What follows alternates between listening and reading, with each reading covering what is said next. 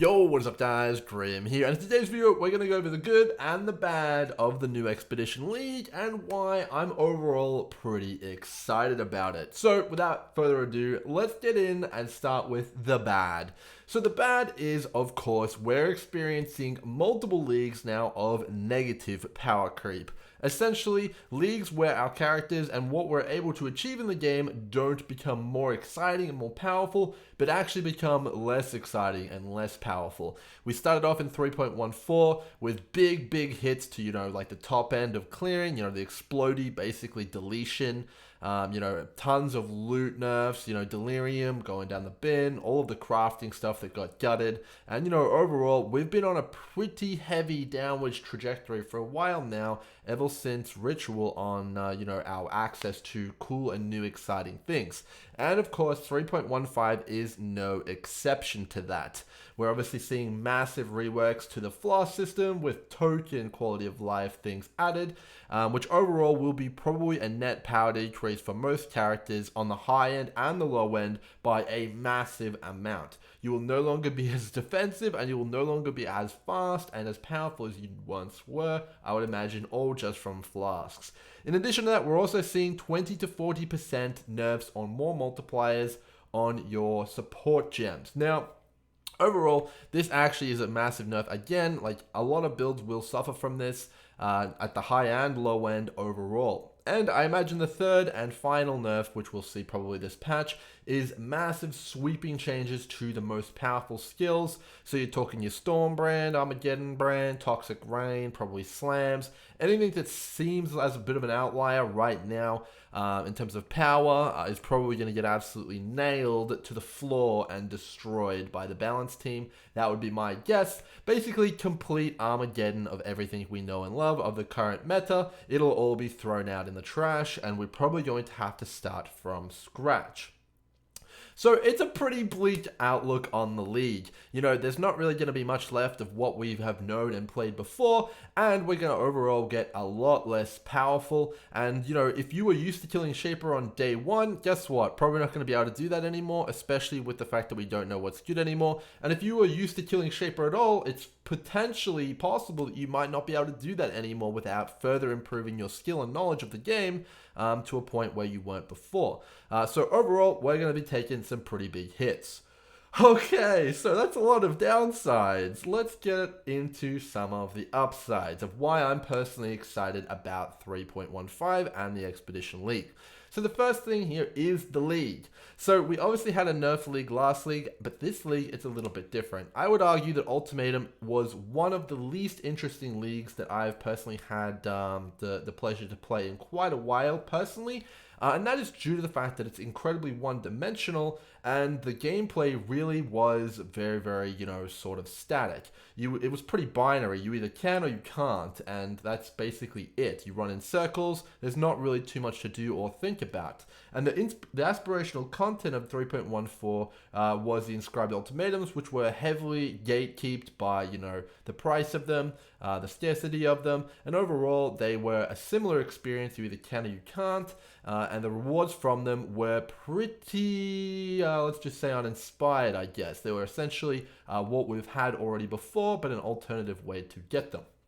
Enter Expedition League. Why am I excited? Well, I think the mechanic overall is a lot more fair on a lot larger playing field. So essentially, everyone is going to get the same access to the same rewards pretty much as a baseline. Ultimatum can be fairly punishing for newer players and fairly different builds. So if you're a build that uses any sort of delayed damage, like mines, traps, that can be a little bit rough if you just get one shot randomly. It doesn't seem like that is the case for the Expedition League. Everyone should have a pretty damn good shot at completing the league content and feeling good about it. You're also able to pick your own difficulty. This is good for early players and also for late players. With the introduction of the Remnant system in this new league, which essentially allows you to add additional difficulty for additional rewards, and also the option to choose which kind of rewards you want to go for, and also how many monsters you want to unearth, it definitely does allow the largest selection of players to play this league the way they want and at the difficulty they want, which is incredibly impactful, and I think it's going to make for a very inclusive and fun experience. This is one of the things that really made the Legion League incredibly fun. You know, your character was able to kind of break out priority targets, everyone was able to get involved, and that is overall what made that league so fun. The caveat here, though, and what made Legion so good, is that it was the most rewarding content at the time. If Expedition is unrewarding and not fun, and people have to default to old and stale ways to earn currency, it will not be as fun as Legion was, and it will be a failure most likely. So overall, Grinding Gear just needs to make sure the base rewards are very, very good, and also the incentive to go for the remnants and the ability to scale the difficulty to a point in which most players will fail is there.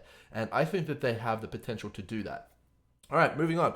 We also have an additional layer of complexity to this league outside of just the difficulty and all sorts of stuff like that. As I mentioned, you can choose your difficulty level, and you can also have to think a little bit. I know, mind-blowing. You have to think a little bit about how you're going to engage with the content.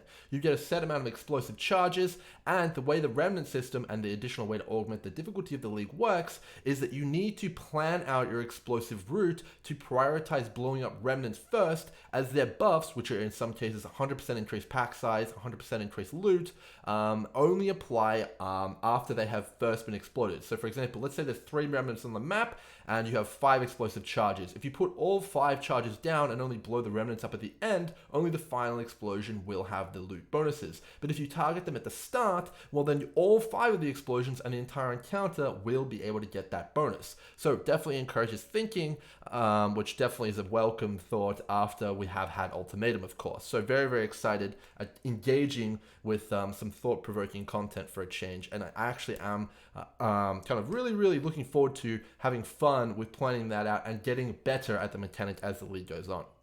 All right, next up with the league. The league also does seem to have a shot at being some new endgame in terms of content. So, of course, I explained the difficulty system just then in maps. That's going to easily be outscaled by characters even with the nerfs. I would expect most players to be going for all of the remnants with the exception of immunity remnants, which are like, you know, immune to elemental damage, etc.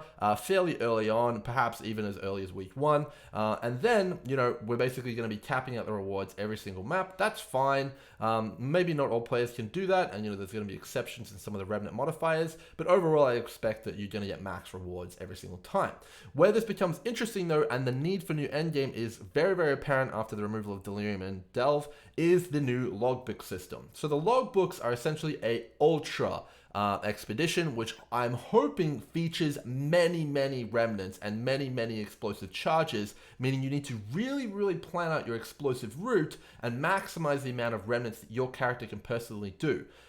Basically, I want it to be the point personally where any player can pick any difficulty level and feel rewarded for doing so. If you're at the bleeding edge of character progression, you should be able to pick like an absolutely absurd amount of remnants and really engage with the mechanic at the highest level and get the most amount of rewards. And that also does allow players to feel a sense of progression throughout the league. You know, if you can upgrade your build 10%, maybe you can do 1 or 2 extra remnants and get a massive more amount of loot from your expeditions. I'd also like to see a limit on how many rare monsters there are to prevent, obviously, the abuse of Headhunter, because that does often trivialize and instantly maximize the amount of rewards that you're able to get from these mechanics, which is never a good thing, and it feels really bad.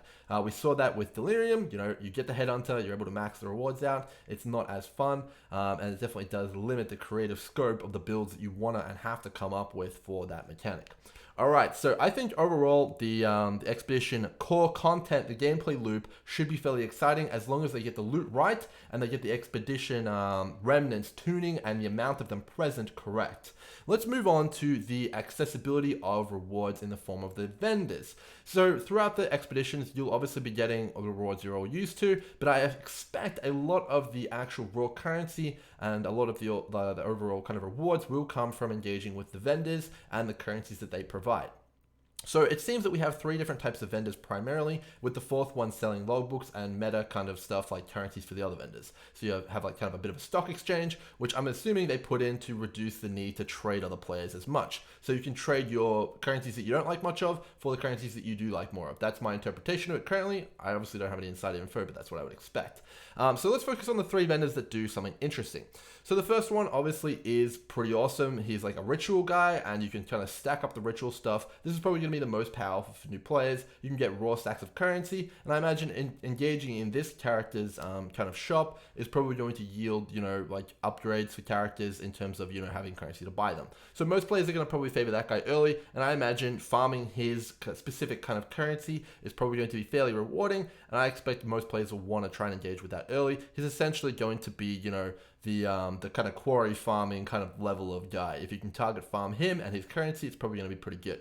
The crafting guy, in my opinion, is fairly weird. I don't expect too many people, but it'll probably be pretty spicy. But the overall theme of these guys is that it's an extra thing that you're going to be able to do, and this is especially prevalent in the complete ramble gamble kind of person. I fully expect an activity that a lot of players are going to want to do is buy up a ton of currency for each of the different vendors and see what they can do. This is an activity that wasn't present in other leagues like Legion and Ultimatum, and I see it as a pretty interesting thing that you can kind of do as a side project in the league, and a lot of people are probably going to have a lot of fun with it, and it does seem like something that, you could see something like Cute Dog buying like 10,000 chaos worth of the random gamble person worth of the currency and seeing how many headhunters you can get. That's really, really exciting, and I'm glad they added these vendors in, and a system which is pretty interesting. And I think that this is really what makes a league memorable and makes a league fun. So I think if you wanted to have a bit of spicy expedition kind of fun, it's definitely there to have. All right, so that is kind of why I'm excited about the league. I definitely think it's going to be one of the better ones, and I've played a lot of damn leagues, and I can tell you, comparing this to Ultimatum, there's definitely a lot more content for you to look at, for think about, and a lot more opportunity to kind of really, really engage in some fun stuff, which is going to be really, really good. Hopefully they fix that bug in the background there. I do not want T-posing Valregalias in 3.15. Anyway, yeah, so I think the league is definitely not one to miss. There's been some concerns around how slow it looks. I'm not concerned about this at all. If you time your average Ultimatum, you'll find out that it is quite slow in fact, and it still felt incredibly rewarding. So as long as the rewards are on par or exceed Ultimatum, I can definitely see it being fine. I expect the average expedition to probably take about 1 to 2 minutes based on how long it takes you to plan out your explosive route. But overall, I think planning out your explosive route is going to be something you get a lot faster at, and it's going to be a lot more fun to kind of do that as opposed to like clicking on random Ultimatum mods. I'm quite excited about it, and I really like the remnant system that they've implemented. So overall, I'm not too concerned. And it is definitely a knob that GGG can turn after the league launches and people get used to it, and they can kind of gauge how fun the speed is, and maybe they can speed it up a bit. So yeah, overall, definitely the league looks good. I think it's going to be good as long as the tuning is correct. Let's move on to the next thing. So the big elephant in the room is obviously the negative power creep. So how can that possibly be fun? How can we possibly enjoy the league after everything we know and love has been absolutely dumpstered and essentially gutted, which I'm expecting it will be? Toxic Rain's probably going to be gone, all sorts of stuff like that. Well, the way you have to picture this and the way you have to look at it is it's basically a new game at this point. We saw the massive loot reset last league, and that was basically a new game in terms of loot. We adapted. There was incredibly powerful strategies that came out. The Nemesis 3, King Harbingers, the Breach, the Heist, all sorts of stuff like that. And farming currency was fine. You were still able to get as much currency as you normally would. The people who farm multiple mirrors were still able to do so. All sorts of stuff like that. And that was the massive currency nerf. So I fully expect that there will still be characters on the level as the one I'm playing in the background here. They might not look the same, they might not move quite as fast, but I imagine that they probably will exist, especially with the introduction of the 19 new skill gems, some of which look incredibly powerful. And overall, you have to understand, for your average player, which I'm not sure who that is watching right now, but that is actually a good thing that they're nerfing the top end of clear speed. It will be the great equalizer in terms of, if everyone played Toxic Rain and you're the guy that wanted to play hand cast Ice Nova, well, comparatively, your build got a lot stronger. And when the new content comes out, you're going to feel a lot stronger as well, because they're not tuning for the guy who's got 10 times your damage, they're tuning for the guy who only has twice your damage. And that means the content will be far more suitable for a larger amount of the player base. The closer they can get everyone together, and the more outliers they hammer out of the meta, the better off everyone's going to be in the long run, which is good. And of course, there will always be people who are running around at the speed I imagine.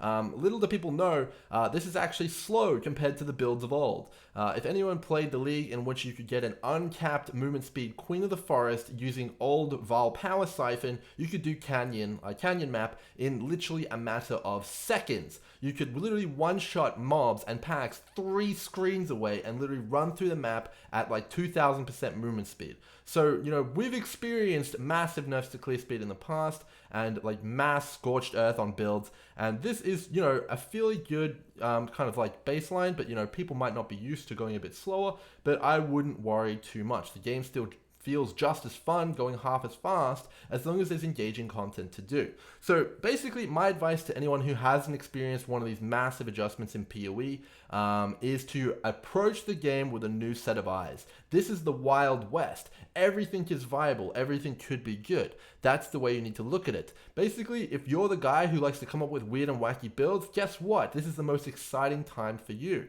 because literally everything we know and love is tossed out. Anything could be good. You know, it could be hand cast Ice Nova. You know, it could be hand cast Discharge is the best build. I have no idea. It could be one of the new skills, and if you just happen to come up with it, you could get a head start on everyone. This is the most exciting time to play Path of Exile, and if I had to compare it to something, and the thing that I always think of, it's essentially if you've ever played a card game, they often have ban lists where they ban all of the best decks and they ban all the best cards, and you basically have to come up and start from scratch. That's essentially what this is in Path of Exile. And I think that it's probably the most fun time to play from a creative standpoint. If you want to come up with some new strategies, if you want to come up with some new builds, then this is the time to do it. And I think a common misconception is that everyone always copies streamers. It's actually generally the other way around. Streamers generally copy players who come up with really, really good ideas and then publicize their ideas and share them. So if you're a really, really masterful build creator, you're probably going to be coming up with the next best thing, and you're probably going to see your build on a bunch of streamers' streams when you nail it. That's generally how it goes. So overall, if you're pretty down about the nerfs and you're not happy about the best builds becoming a lot worse, you just need to approach it with a new set of eyes. You need to come up with some weird and wacky, crazy idea to try, and if it doesn't work, that's okay. You can come up with the next one, and that's what's going to be entertaining about this league. And if that's not like what you want to do, that's okay. This is probably a league you want to sit out, because it's going to be all about creativity and all about creating the next powerful thing. And it's going to be about pushing the boundaries of the new rule set that we have, solving how to deal with this flash nerf, solving what the new skills will be the focus of this league, and that's going to be the interesting thing to do. And I think that that is really what I'm going to be focusing on and what I'm really excited about, as well as engaging in the new league mechanic. Fingers crossed it does serve as a new form of endgame, and I am super duper amped to get my hands on those skill gem numbers and see what the damage is to all of these new builds and come up with some new build ideas, because that is really at the heart of what makes PoE fun and why I cannot wait for patch 3.15. So until then, hope you guys enjoy the content. I'll see you guys in the next one. Cheers.